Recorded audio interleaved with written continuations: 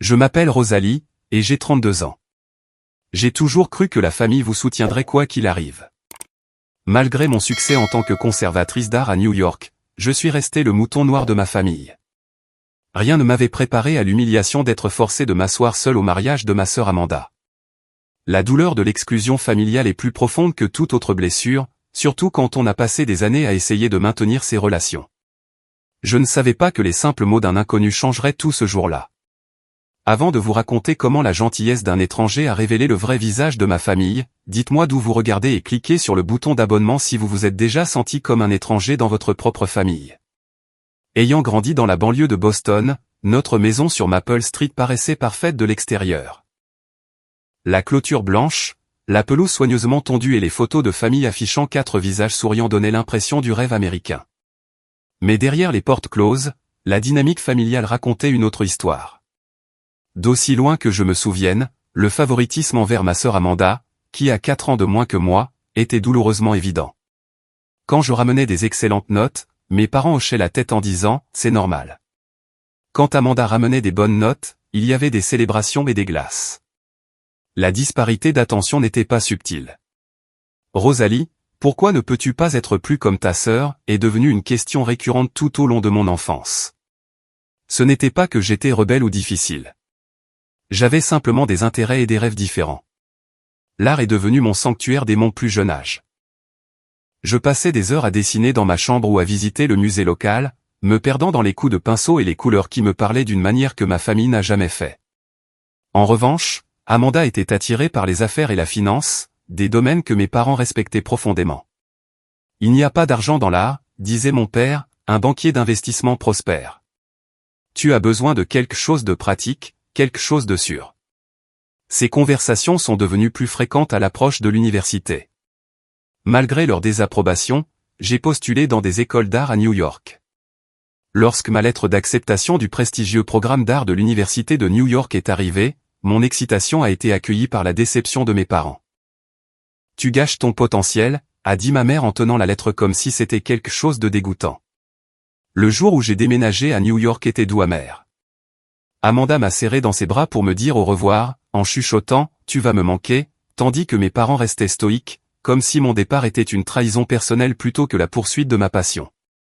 Ces premières années à New York furent difficiles mais exaltantes. Vivant de nouilles ramen dans un petit appartement partagé avec 3 autres étudiants, j'occupais des emplois à temps partiel tout en excellant dans mes cours. Chaque semestre, j'appelais à la maison pour donner des nouvelles de mes réussites, espérant une certaine reconnaissance. « C'est bien, ma chérie », était généralement la réponse de ma mère avant de changer rapidement de sujet pour parler du stage d'Amanda dans une société financière de Boston ou de son nouveau petit ami issu d'une bonne famille.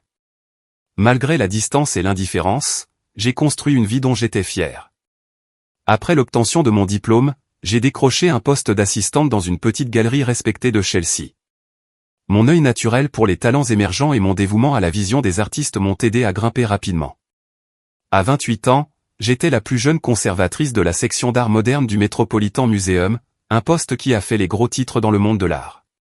Quand cette nouvelle a été annoncée, j'ai reçu un texto d'Amanda, « Félicitations. Maman et papa l'ont vu dans le journal. » Pas un appel, pas une visite, juste un texto.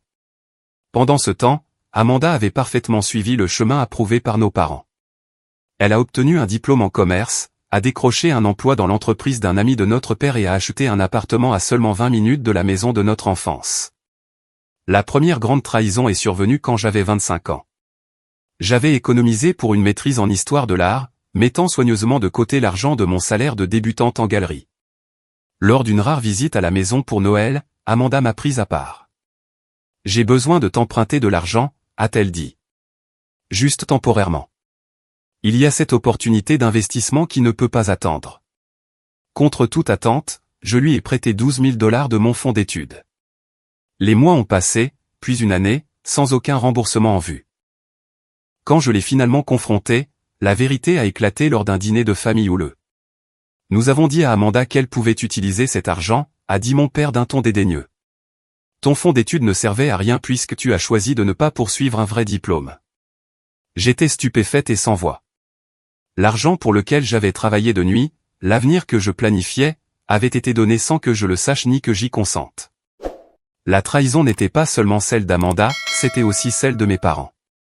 Malgré cette profonde blessure, j'ai essayé de maintenir les liens, appels téléphoniques mensuels, cadeaux d'anniversaire, visites occasionnelles. Je croyais que les liens familiaux pouvaient guérir avec le temps et les efforts. Mais chaque interaction me laissait un sentiment d'étrangère. Puis vint l'annonce des fiançailles d'Amanda avec Tyler Morgan, le fils d'une famille éminente de Boston dont les relations s'étendaient jusqu'au cercle de l'élite de New York, y compris le monde des musées où je travaillais. Quand elle m'a appelé pour me l'annoncer, il y avait une chaleur inhabituelle dans sa voix. « Tu seras bien au mariage, n'est-ce pas ? Ce ne serait pas pareil sans ma grande sœur, a-t-elle dit. Et pendant un instant, je me suis permis d'espérer que cet événement marquant pourrait combler les fossés entre nous. Je ne savais pas que ce mariage deviendrait la scène de la manifestation la plus publique de l'exclusion de ma famille à mon égard et, paradoxalement, de ma propre libération inattendue. L'invitation est arrivée un mardi, une élégante enveloppe crème avec des lettres dorées. J'ai passé mes doigts sur le motif floral en relief, sentant un frémissement d'anticipation.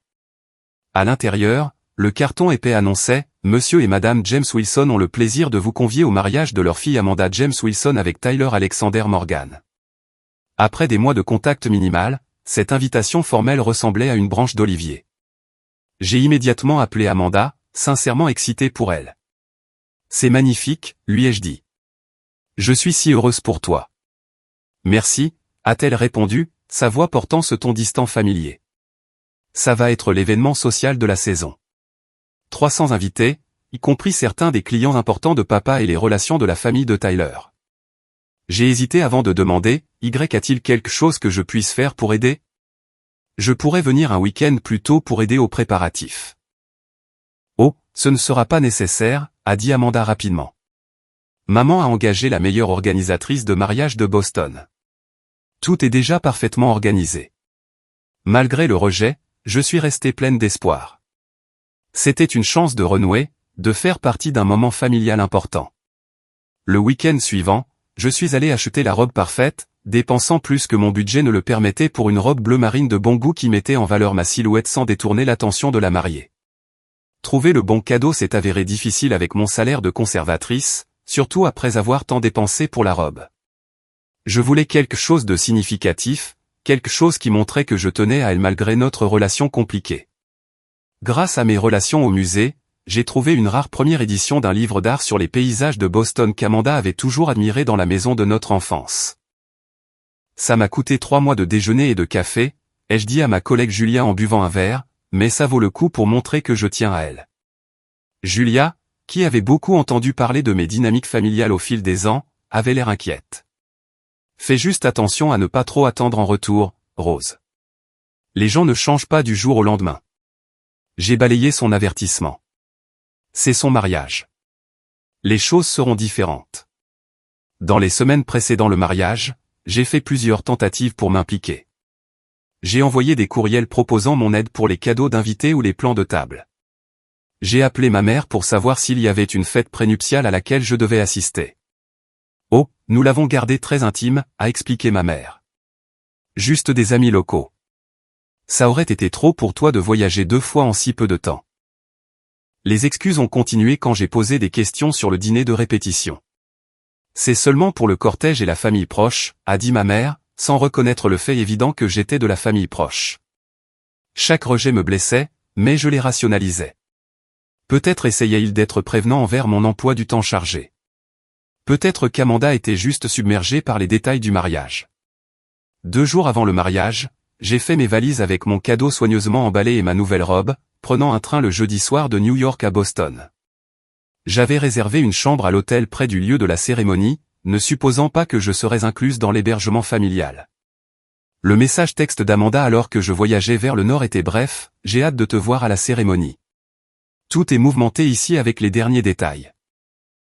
J'ai répondu avec enthousiasme, offrant une fois de plus mon aide pour tout ce qui serait nécessaire avant le grand jour. Sa réponse est arrivée des heures plus tard, on s'en occupe. On se voit samedi. Le vendredi s'est passé sans aucune invitation à rejoindre les activités d'avant-mariage. Sur les réseaux sociaux, j'ai aperçu des photos de membres de la famille se réunissant pour ce qui semblait être un dîner informel. Mes parents, Amanda, Tyler et sa famille, même des cousins éloignés de Chicago, étaient là. Tout le monde sauf moi. J'ai passé la soirée seul dans ma chambre d'hôtel, m'entraînant à sourire dans le miroir, répétant des félicitations à l'air sincère. Le cadeau reposait sur le bureau, enveloppé dans du papier argenté avec une carte manuscrite exprimant mon amour et mes meilleurs vœux. Demain sera différent, me suis-je dit. Demain, je ferai de nouveau partie de la famille. Le samedi matin s'est levé, clair et lumineux, une journée de juin parfaite pour un mariage.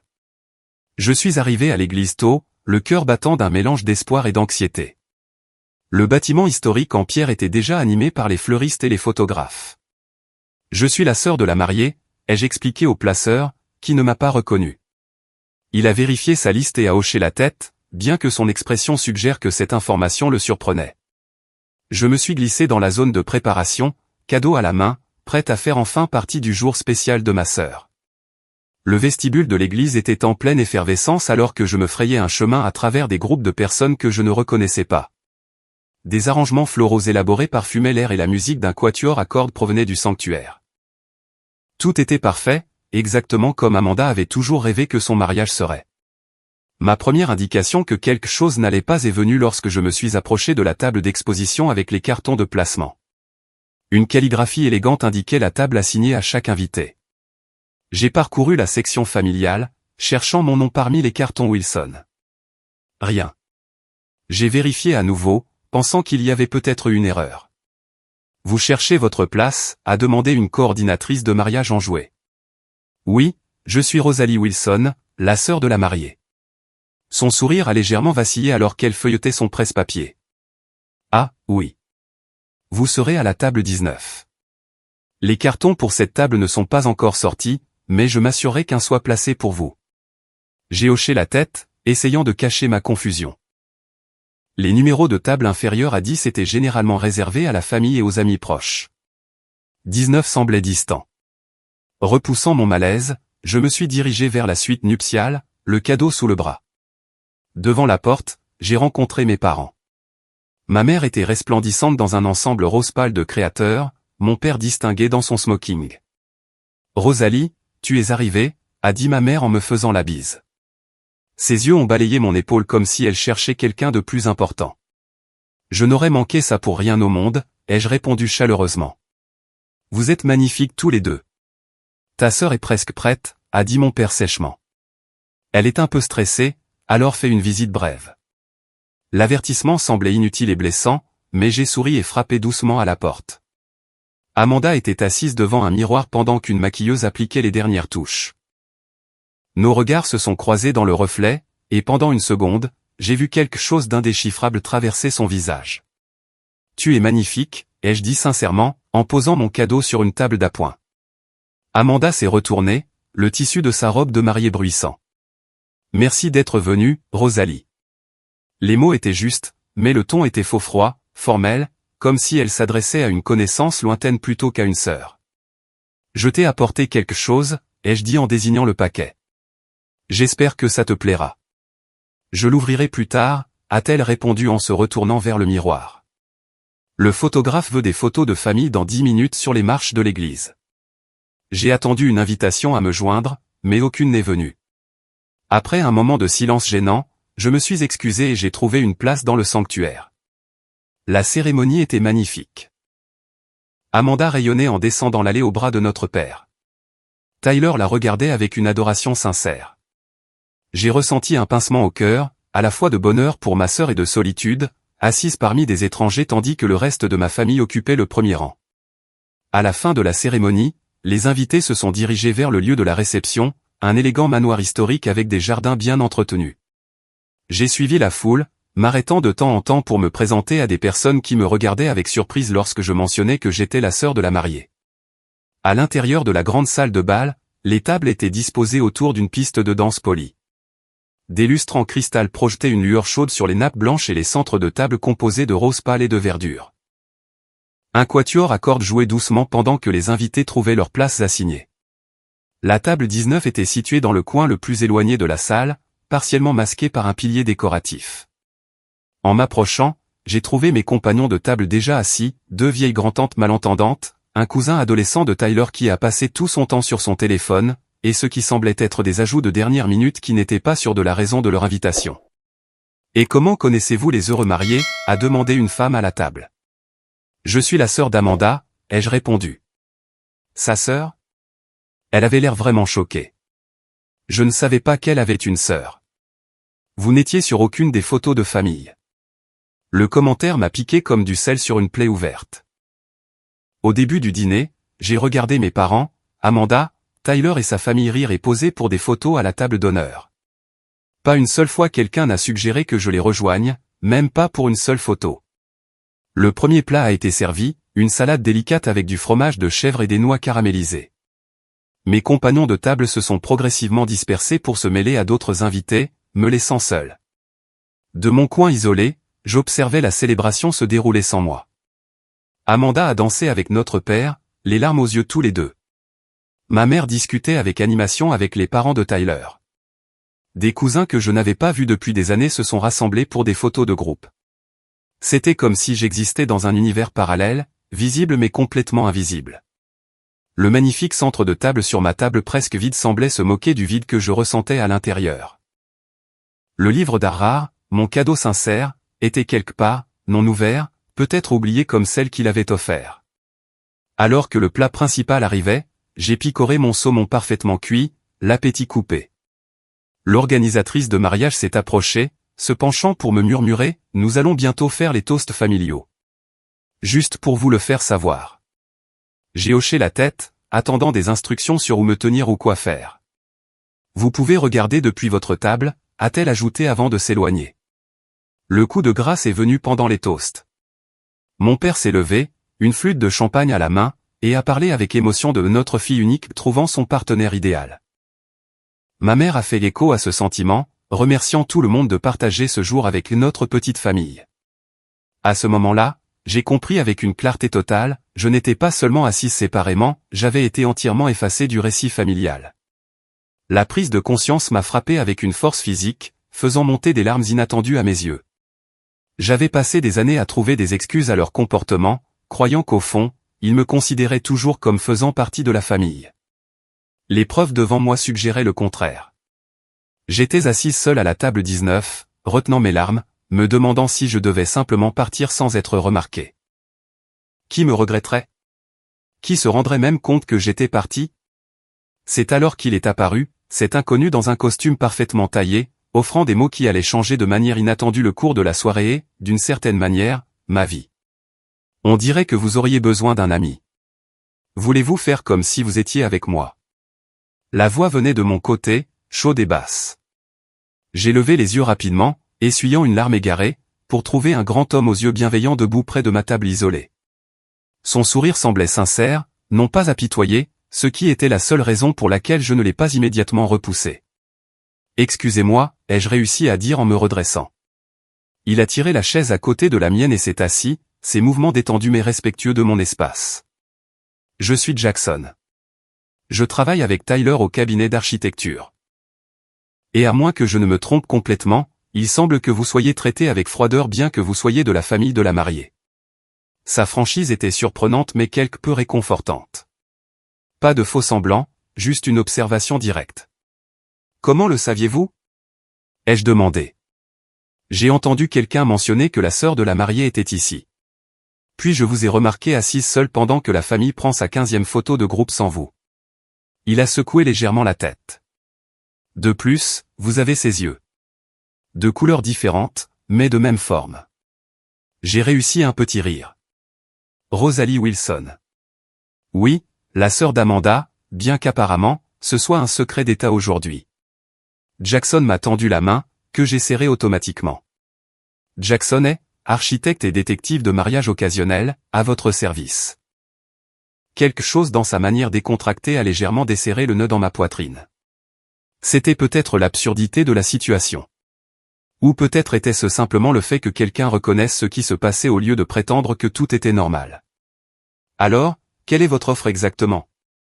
Ai-je demandé, la curiosité remplaçant une partie de ma peine. Simple. Pour le reste de cette réception, vous n'êtes plus seul. Nous sommes arrivés ensemble. Nous profitons du mariage ensemble, et quiconque veut en savoir plus peut s'occuper de ses affaires. Il s'est légèrement penché. J'ai assisté à suffisamment de ces événements pour savoir qu'on a parfois besoin de renfort. Pourquoi feriez-vous ça pour une parfaite inconnue? L'expression de Jackson est devenue pensive. Disons simplement que je sais ce que c'est que d'être l'intrus dans des situations familiales. Et personne ne devrait avoir à s'asseoir seul à un mariage, surtout pas la famille de la mariée. Pour la première fois de la journée, je me suis senti vu non pas comme un inconvénient ou une pensée après coup, mais comme une personne méritant une courtoisie de base.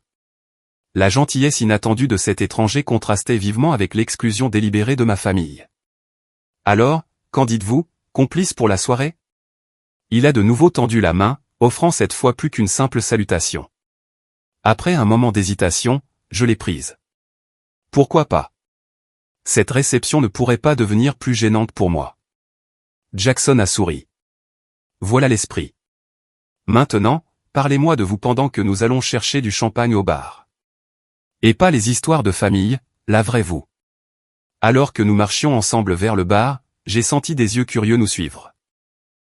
Le poids de l'isolement a commencé à se soulever légèrement de mes épaules.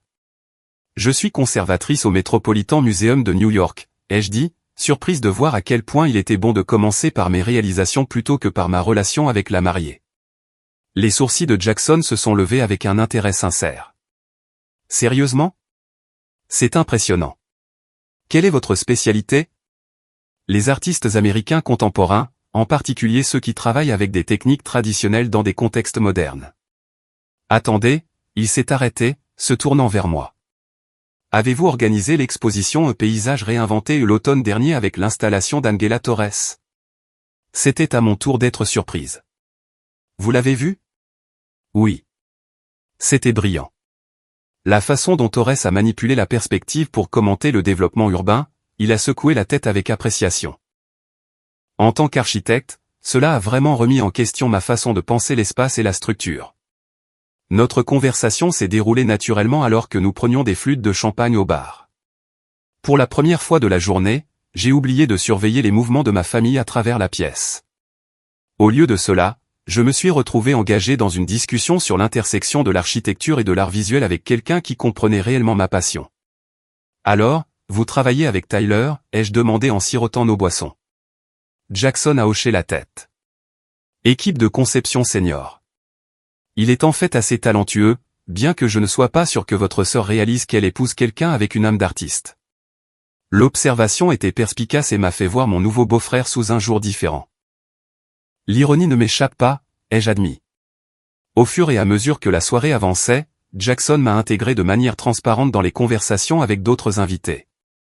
Il me présentait non pas comme la sœur d'Amanda, mais comme Rosalie Wilson, la conservatrice de musée dont je vous parlais. Il mettait en avant mes réalisations et mon expertise d'une manière que ma famille n'avait jamais fait, me faisant me sentir valorisé plutôt que périphérique. Nous avons dansé sur la reprise par le groupe de standards de jazz classique, sa main respectueuse au creux de mon dos. Pour la première fois de la journée, je me suis senti sourire sincèrement, et même rire de ses commentaires sur certaines des traditions de mariage les plus extravagantes. Je n'ai jamais compris le lancer de la jarretière, a-t-il chuchoté alors que nous regardions Tyler retirer avec espièglerie la jarretière d'Amanda. C'est en gros dire, et tout le monde, regardez-moi toucher la cuisse de ma femme pendant que son grand-père regarde. J'ai étouffé un rire contre son épaule, me sentant étonnamment à l'aise en compagnie de cet inconnu. Vous avez un rire formidable, a-t-il dit simplement. Vous devriez l'utiliser plus souvent. Le commentaire m'a prise au dépourvu, en partie à cause de sa franchise, et en partie parce que j'ai réalisé depuis combien de temps je n'avais pas ri librement en présence de ma famille. Avec eux, j'étais toujours sur mes gardes, toujours prudente, essayant toujours de répondre à des attentes tacites. Alors que nous tournoyions sur la piste de danse, j'ai aperçu Amanda qui nous regardait depuis sa place à la table d'honneur. Son expression avait changé, passant de l'indifférence à quelque chose de plus complexe. Elle a chuchoté quelque chose à Tyler, qui a jeté un regard curieux dans notre direction. Je pense que nous avons été remarqués, a murmuré Jackson en suivant mon regard. Est-ce un problème, ai-je demandé. Pas pour moi, a-t-il répondu facilement. Mais votre sœur semble se souvenir soudainement qu'elle en a une. Effectivement, à la fin de la chanson, Amanda a commencé à se diriger vers nous, sa robe élaborée créant un chemin à travers la foule alors que les invités s'écartaient pour la marier. Ça devrait être intéressant, ai-je dit à voix basse. Jackson m'a serré la main de manière rassurante. Rappelez-vous, vous n'êtes pas seul cette fois. Et d'une manière ou d'une autre, debout à côté de cet étranger bienveillant qui avait vu mon isolement et m'avait offert une connexion au lieu de pitié, je me sentais plus forte que je ne l'avais été depuis des années de réunions de famille. Quoi qu'Amanda veuille, j'étais enfin prête à y faire face selon mes propres termes. Amanda s'est approchée de nous avec ce sourire étudié qu'elle réservait aux gens dont elle voulait quelque chose. Sa robe de mariée bruissait de manière impressionnante alors qu'elle s'arrêtait devant nous, les yeux fixés sur Jackson plutôt que sur moi. « Je ne crois pas que nous ayons été correctement présentés », lui a-t-elle dit en tendant sa main manucurée. « Je suis Amanda, la mariée. » Jackson est, a-t-il répondu poliment, lui serrant brièvement la main avant de remettre son bras autour de ma taille. « Félicitations pour votre mariage. Votre sœur m'a dit que la cérémonie était magnifique. » La mention délibérée de notre relation a fait vaciller momentanément le sourire d'Amanda. « Ah oui ?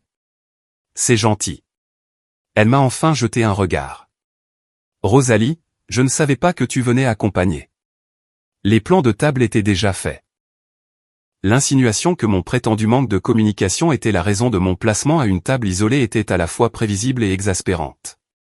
Jackson a senti ma tension et est intervenu en douceur.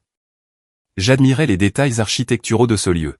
« Le travail de restauration est impressionnant », a-t-il dit. « Tyler a mentionné que vous l'aviez choisi pour sa signification historique. » « Oui, la famille Morgan a des liens avec les constructeurs d'origine, » a répondu Amanda, clairement ravie de passer à la discussion de ses choix de mariage. « En parlant de relations, Jackson, j'aimerais vous présenter à certains de nos amis. Beaucoup d'entre eux sont impliqués dans des projets de développement à Boston. » Son intention était transparente, séparer Jackson de moi, l'absorber dans son cercle et me laisser de nouveau seul. C'était une manœuvre sociale que je l'avais vue exécuter d'innombrables fois lors de réunions de famille lorsque quelqu'un montrait de l'intérêt pour mon travail ou mes idées. Avant que Jackson ne puisse répondre, j'ai pris la parole. En fait, Jackson et moi discutions de l'influence de l'architecture historique sur le design contemporain. C'est fascinant de voir comment sa perspective architecturale correspond à mon travail de conservation. Les yeux d'Amanda se sont légèrement plissés. Ton travail de musée. Je ne savais pas que les architectes fréquentaient si souvent les musées d'art. Tout architecte qui se respecte étudie l'art régulièrement, a répondu Jackson facilement. En fait, j'ai assisté à l'exposition de Rosalie au l'automne dernier. Son organisation de l'exposition Un paysage réinventé était brillante. Je suis surpris que vous ne l'ayez pas mentionné, étant donné son importance dans le monde de l'art. L'expression d'Amanda est passée de dédaigneuse à surprise. Tu as eu une exposition au Metropolitan Museum? Le fait que ma propre sœur ne soit pas au courant de l'une des réalisations les plus importantes de ma carrière en disait long. Jackson nous a regardés tour à tour, réalisant clairement la profondeur de la déconnexion. Le New York Times l'a qualifié de révolutionnaire, a-t-il dit doucement, non pas pour se vanter en mon nom, mais pour souligner l'absurdité de son ignorance. Eh bien, a dit Amanda en se reprenant rapidement, nous avons été si occupés par l'organisation du mariage et nos carrières. Il est difficile de suivre tout ce qui se passe à New York. Étrange, ai-je dit, retrouvant ma voix. J'ai réussi à suivre toutes tes promotions et tes événements de vie malgré mon emploi du temps chargé. La tension entre nous s'est cristallisée en quelque chose de palpable. La façade de mariée parfaite d'Amanda s'est légèrement fissurée, révélant le côté compétitif familier avec lequel j'avais grandi. Toutes les carrières n'exigent pas le même niveau d'engagement, Rosalie. Certains d'entre nous ont de vraies responsabilités. Le mépris de ma profession, de ma passion, a été la goutte d'eau. Des années à accepter silencieusement de tels commentaires me sont soudainement parus intolérables. De vraies responsabilités, ai-je répété, comme montrer un respect de base aux membres de sa famille. Comme reconnaître leurs accomplissements.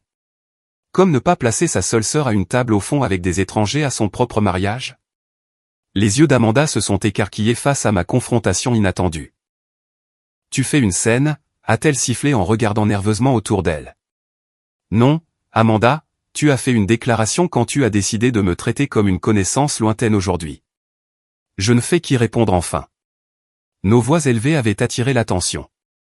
Tyler s'est approché avec prudence, suivi de nos parents, qui semblaient plus préoccupés par les apparences que par le conflit réel. « Est-ce que tout va bien ici ?» a demandé Tyler, posant une main de soutien sur l'épaule d'Amanda tout en lançant un regard interrogateur à Jackson. Juste une discussion de famille, a répondu calmement Jackson, bien que je pense qu'elle aurait dû avoir lieu depuis longtemps. Mon père s'est avancé, sa présence autoritaire tentant de désamorcer la situation. Ce n'est guère le moment ni l'endroit, Rosalie. Nous célébrons le jour d'Amanda. Et où étais-je censé en discuter, papa? Pendant les photos de famille auxquelles je n'ai pas été incluse. Au dîner de répétition auquel je n'ai pas été invité?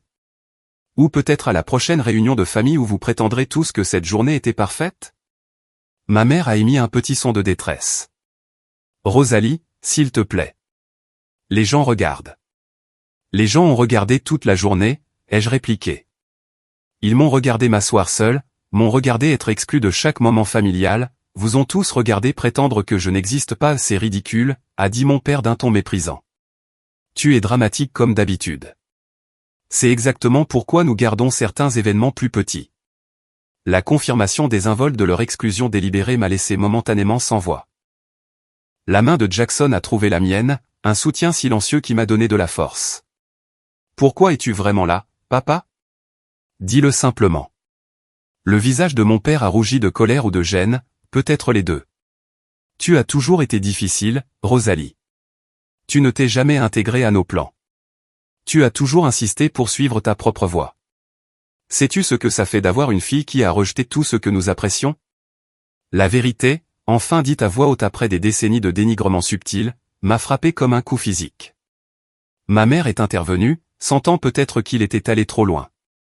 Nous t'avons placés séparément pour éviter les complications avec des invités importants, a-t-elle expliqué comme si cela avait un sens parfait. Beaucoup de relations de la famille de Tyler sont impliquées dans des valeurs et des investissements traditionnels. Ton style de vie à New York, tes cercles artistiques. Nous avons pensé qu'il valait mieux simplifier les choses aujourd'hui. Simplifier, ai-je répété, incrédule.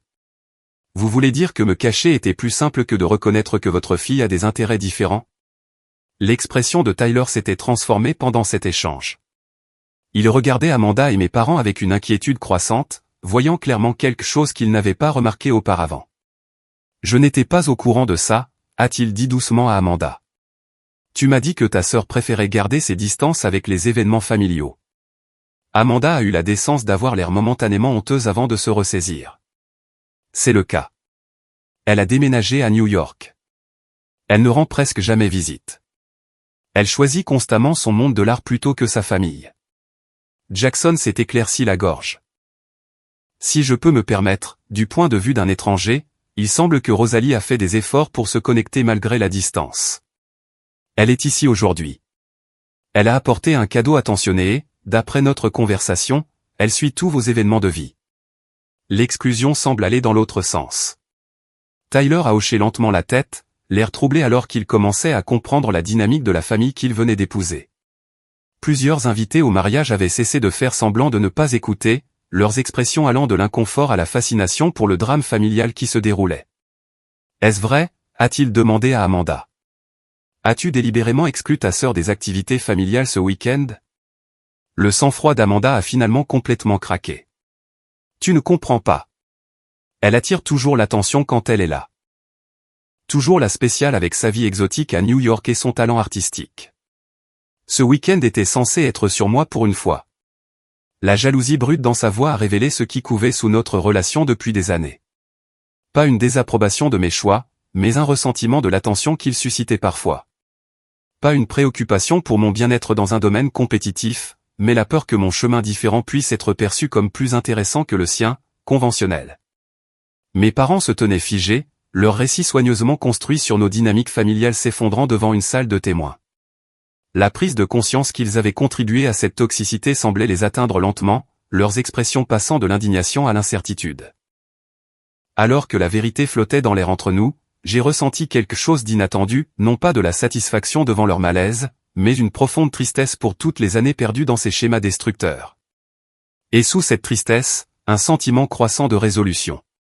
Quoi qu'il arrive ensuite, je ne participerai plus à faire semblant que tout allait bien. Le silence qui a suivi l'explosion d'Amanda a semblé s'étirer sans fin. Les invités du mariage ont maladroitement fait semblant de reprendre leur conversation, bien que leur attention soit restée fixée sur notre tableau familial.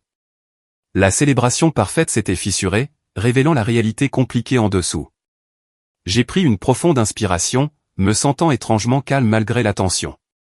Des années de sentiments refoulés sont remontés à la surface. Mais au lieu du torrent de colère auquel je m'attendais, mes mots sont sortis mesurés et clairs. J'ai passé toute ma vie à essayer d'obtenir votre approbation, ai-je dit en regardant mes parents et Amanda. J'ai appelé tous les mois. J'ai envoyé des cadeaux pour chaque occasion. J'ai célébré vos réussites. J'ai défendu votre traitement de moi auprès de mes amis. Et aujourd'hui, je suis venu à ce mariage en espérant que, finalement, quelque chose serait différent. Le visage de ma mère s'est légèrement crispé, la première émotion sincère que je voyais de sa part de toute la journée. Mon père a détourné le regard, mal à l'aise avec la confrontation émotionnelle directe, comme toujours. Je n'ai jamais demandé de traitement spécial, ai-je poursuivi. Je voulais seulement un traitement égal, être reconnu comme faisant partie de cette famille, même si mes choix sont différents des vôtres. Tes choix t'ont éloigné de nous, a dit ma mère doucement. Non, l'ai-je corrigé gentiment. Mes choix m'ont mené vers mes rêves.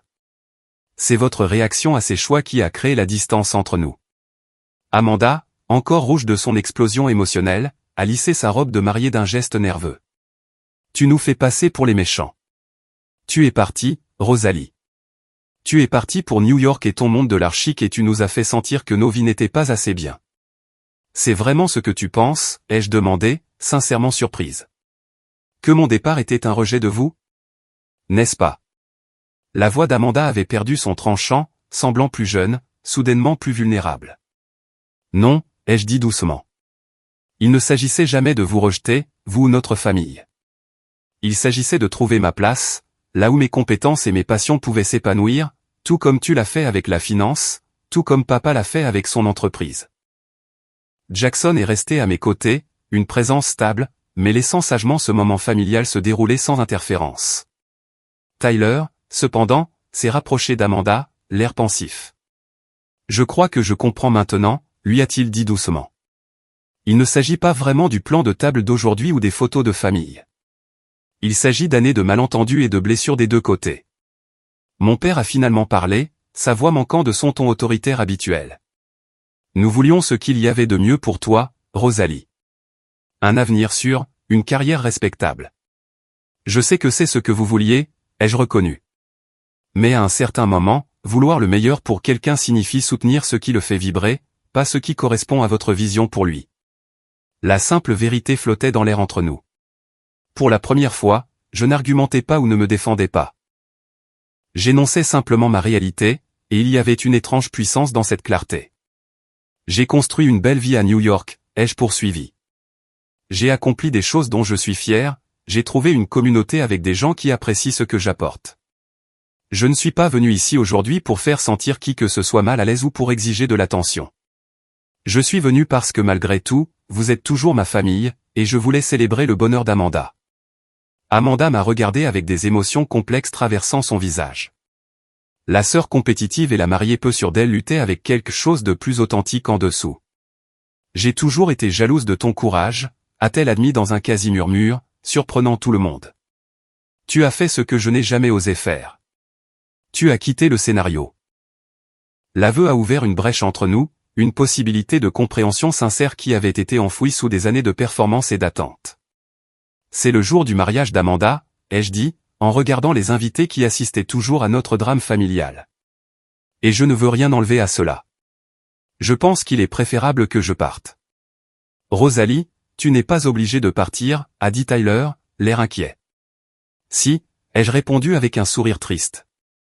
Mais pas en colère cette fois. Je choisis de me retirer pour que la célébration puisse continuer comme prévu. Je me suis tourné vers Jackson, qui avait été mon ancre inattendue à travers cette tempête. Merci pour ta gentillesse ce soir. Cela a signifié plus que tu ne peux l'imaginer. Je vais sortir avec toi, a-t-il dit sans hésitation. Amanda s'est avancée, l'air soudainement déchiré. Rosalie. J'ai attendu, me demandant si c'était le moment où quelque chose changerait vraiment entre nous. Je t'ai toujours aimé, lui ai-je dit doucement, en tant que ma sœur, malgré tout. J'espère que toi et Tyler serez très heureux ensemble. Sur ces mots, je me suis retourné et j'ai marché vers la sortie, Jackson à mes côtés. En passant devant la table des cadeaux, j'ai remarqué mon paquet emballé d'argent, toujours intacte parmi les autres. Quel que soit le pont qui pourrait être construit entre ma famille et moi, il devrait commencer un autre jour, pas dans l'atmosphère émotionnellement chargée d'une réception de mariage. Dehors, dans l'air frais du soir, je me sentais plus légère d'une certaine manière. Pas guérie, pas complètement résolue, mais libérée du poids des faux-semblants que j'avais portés pendant si longtemps.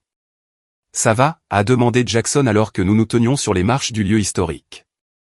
Étonnamment, oui, ai-je répondu en levant les yeux vers les étoiles qui apparaissaient dans le ciel crépusculaire. Pour la première fois depuis des années, j'ai l'impression d'avoir dit ma vérité. Quoi qu'il arrive ensuite, au moins je ne participe plus à la fiction. « Que voudrais-tu faire maintenant ?» a-t-il demandé. « Je serais heureux de t'appeler un taxi si tu veux être seul. » J'ai réfléchi un instant, puis j'ai secoué la tête. « En fait, si tu es d'accord, j'aurais bien besoin d'un ami ce soir. Peut-être pourrions-nous prendre un café ou un vrai verre dans un endroit calme. » Jackson a souri, un soulagement évident dans son expression. « Je connais l'endroit parfait. Un petit restaurant près de ton hôtel avec d'excellents desserts et une bonne carte des vins, parfait pour digérer un drame de mariage familial. » En nous éloignant du lieu, je n'ai pas regardé en arrière. Quelle que soit la relation que je pourrais avoir avec ma famille à l'avenir, elle serait construite sur l'honnêteté, non sur l'obligation ou la performance. Et d'une manière ou d'une autre, m'éloigner avec cet étranger bienveillant ressemblait à une marche vers quelque chose de nouveau plutôt qu'à une simple fuite de quelque chose de douloureux. Le petit restaurant que Jackson a suggéré s'est avéré parfait. Niché dans une rue calme avec un éclairage chaleureux et des box privées, il offrait exactement l'atmosphère dont j'avais besoin après le tourbillon d'émotions du mariage. « Santé », a dit Jackson en levant son verre de cabernet. À dire sa vérité. J'ai trinqué avec lui. Et aux étrangers bienveillants qui deviennent des alliés au moment opportun. Autour d'un tiramisu et d'un café, nous avons parlé pendant des heures, non seulement du drame du mariage, mais aussi de notre travail, de nos intérêts, de nos perspectives sur la vie.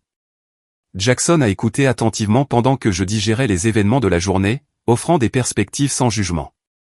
Les dynamiques familiales sont compliquées, a-t-il dit pensivement. Chacun joue son rôle assigné pendant si longtemps qu'il devient presque impossible de sortir du schéma. Jusqu'à ce que quelque chose le brise, ai-je ajouté. Je n'aurais jamais imaginé que cela se produirait au mariage d'Amanda, de tous les endroits. Avant de nous séparer cette nuit-là, nous avons échangé nos coordonnées. Je suis à New York au moins une fois par mois pour des projets, a mentionné Jackson. Peut-être pourrions-nous prendre un café un de ces jours. J'aimerais beaucoup, ai-je répondu honnêtement. Il y avait quelque chose dans sa gentillesse directe qui semblait rafraîchissant après des années à naviguer dans les attentes complexes de ma famille. De retour à New York, je me suis plongé dans le travail, essayant de ne pas m'attarder sur la question de savoir si ma famille me contacterait après la confrontation du mariage. 2 semaines se sont écoulées dans le silence de Boston, ce qui n'était pas totalement inattendu. Ce qui m'a surprise, c'est un message de Tyler, je voulais m'excuser pour la façon dont les choses se sont déroulées au mariage. Je n'avais aucune idée des dynamiques familiales jusqu'à ce moment. Serait-il possible de t'appeler un de ces jours ? Son message a été suivi d'un appel téléphonique où il a exprimé un regret sincère. Amanda et moi avons eu plusieurs conversations à ce sujet depuis le mariage, a-t-il expliqué. Elle a du mal à tout digérer, mais je pense qu'elle réalise à quel point la situation était blessante. Merci de m'avoir contacté, lui ai-je dit. Ça signifie beaucoup. La semaine suivante, un courriel de Jackson est arrivé avec pour objet, en ville pour une réunion de projet, l'offre de café tient toujours. Notre rendez-vous café s'est transformé en dîner, et le dîner en vernissage de galerie le lendemain soir. Sa perspective d'architecte a apporté de nouvelles dimensions à ma façon de voir les expositions, et je me suis surprise à attendre nos conversations avec plus d'impatience que prévu. Tu sais, a-t-il dit lors de notre 3e rencontre, tu sembles différente de cette nuit au mariage. Différente comment ? Plus présente, moins sur la défensive. Comme si tu avais posé une lourde valise que tu portais depuis trop longtemps. Son observation était étonnamment juste. Depuis que j'avais dit ma vérité au mariage, j'avais senti un changement en moi. Le besoin constant d'approbation familiale avait relâché son emprise, me permettant de respirer plus librement. 3 mois après le mariage, Amanda a appelé. Notre conversation a été maladroite au début, aucune de nous ne sachant vraiment comment naviguer sur ce nouveau terrain d'honnêteté entre nous. Je suis désolé, a-t-elle finalement dit, pour le mariage, pour les années d'avant, pour la compétition que j'ai toujours créée entre nous. Je suis désolé aussi, ai-je répondu. De ne pas avoir parlé plus tôt, d'avoir laissé le ressentiment s'accumuler au lieu de l'aborder directement. Nous avons convenu de commencer petit, un appel téléphonique mensuel. Pas de faux semblants, pas de performance, juste deux sœurs essayant de construire quelque chose d'authentique à partir des décombres des anciens schémas. Mes parents ont mis plus de temps. 5 mois après le mariage, ma mère a appelé, sa voix hésitante d'une manière que je n'avais jamais entendue auparavant. Ton père et moi avons beaucoup réfléchi, a-t-elle dit. Nous n'avons peut-être pas toujours compris tes choix, mais nous essayons de voir les choses différemment maintenant. Ce n'était pas une transformation complète, mais c'était un début. De petits pas vers une relation basée sur qui nous étions réellement plutôt que sur qui ils avaient voulu que je sois. Pendant ce temps, ma relation avec Jackson a naturellement évolué de l'amitié à quelque chose de plus profond. Son soutien indéfectible et son intérêt sincère pour mon travail et mes pensées offraient un contraste frappant avec l'approbation conditionnelle avec laquelle j'avais grandi. Tu sais ce que j'admire le plus chez toi, a-t-il dit un soir alors que nous nous promenions dans Central Park. Ta résilience. Tu as construit une vie que tu aimes, bien que tu n'aies jamais eu le soutien familial que la plupart des gens tiennent pour acquis. Ces paroles m'ont aidé à voir ma propre force sous un nouveau jour. Ce que j'avais autrefois considéré comme une simple survie à la déception familiale, il le voyait comme la création courageuse d'une vie authentique. 6 mois après le mariage, j'ai organisé le vernissage de ma plus grande exposition à ce jour. La galerie bourdonnait d'artistes, de critiques et de mécènes admirant la collection que j'avais organisée, mettant en vedette des artistes émergents explorant les thèmes de l'appartenance et du déplacement. Jackson se tenait fièrement à mes côtés, étant venu spécialement pour l'événement. Plusieurs de mes amis les plus proches de la communauté artistique de New York nous entouraient, des gens qui étaient devenus ma famille de cœur au fil des ans. Alors que j'expliquais le concept derrière une installation particulièrement émouvante, j'ai jeté un regard vers l'entrée et me suis figé en pleine phrase. Mes parents se tenaient, incertains, dans l'embrasure de la porte, l'air déplacé, mais indéniablement présent. Tes parents sont venus, a murmuré Jackson en me serrant la main pour me soutenir. Leur présence à mon événement professionnel marquant était maladroite mais significative. Ils se déplaçaient avec raideur dans la galerie, clairement mal à l'aise dans l'environnement artistique mais faisant un effort pour comprendre le monde que j'habitais. C'est très intéressant, a dit mon père lorsque nous avons enfin parlé, utilisant le mot que les gens utilisent quand ils ne savent pas quoi dire d'autre sur l'art contemporain. Mais ils étaient venus. Ils étaient entrés dans mon monde au lieu de s'attendre à ce que je me conforme au leur. C'était un petit geste, mais il représentait un changement monumental. 1 an après le mariage d'Amanda, j'ai organisé le dîner de Thanksgiving dans mon appartement. Ma modeste table accueillait Jackson, désormais officiellement mon petit ami, 2 amis proches du musée et, à la surprise de tous, Amanda et Tyler, qui avaient accepté mon invitation après quelques délibérations. C'est agréable, a dit Amanda alors que nous préparions le repas dans ma cuisine, la première fois que nous cuisinions ensemble depuis l'enfance. Différent, mais agréable. Différent, c'est bien, ai-je répondu en lui tendant un couteau pour hacher des légumes. Peut-être même nécessaire parfois. Alors que nous nous rassemblions autour de la table, j'ai regardé le groupe éclectique de personnes qui étaient devenus mon système de soutien, certains liés par le sang, d'autres par choix, tous présents en raison de liens authentiques plutôt que d'obligations.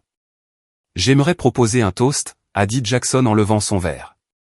À trouver ces gens, où et comment qu'ils entrent dans votre vie. Le chemin de l'exclusion à l'appartenance n'avait pas été simple. Il y avait encore des moments gênants avec ma famille, encore de vieux schémas qui refaisaient parfois surface. Mais j'avais cessé de chercher la validation de sources peu susceptibles de la fournir, et j'avais plutôt nourri des liens avec ceux qui m'appréciaient tel que j'étais. Ce soir-là, en regardant Amanda rire sincèrement à quelque chose que Tyler disait, en voyant ma famille de cœur se mêler à ma famille de sang dans mon propre espace, selon mes propres termes, j'ai ressenti un sentiment de paix que je n'avais jamais connu dans notre maison d'enfance. La véritable appartenance, avais-je appris, ne consiste pas à se forcer à entrer dans des espaces où l'on ne s'intègre pas. Il s'agit de créer des espaces où soi-même et les autres peuvent être authentiques, imparfaits, et tout de même acceptés. Avez-vous déjà fait l'expérience d'être exclu d'un événement familial ou vous êtes-vous déjà senti comme un étranger dans votre propre famille? J'espère que mon histoire vous rappelle que votre valeur n'est pas déterminée par l'approbation des autres. Si cela a résonné en vous, veuillez aimer cette vidéo et la partager avec quelqu'un qui pourrait avoir besoin d'entendre qu'il n'est pas seul. Abonnez-vous pour plus d'histoires réelles sur la recherche de sa place dans le monde, même quand ce n'est pas là où on s'y attendait. Merci d'avoir écouté mon parcours. Et rappelez-vous, parfois la famille que vous créez est tout aussi importante que celle dans laquelle vous êtes né.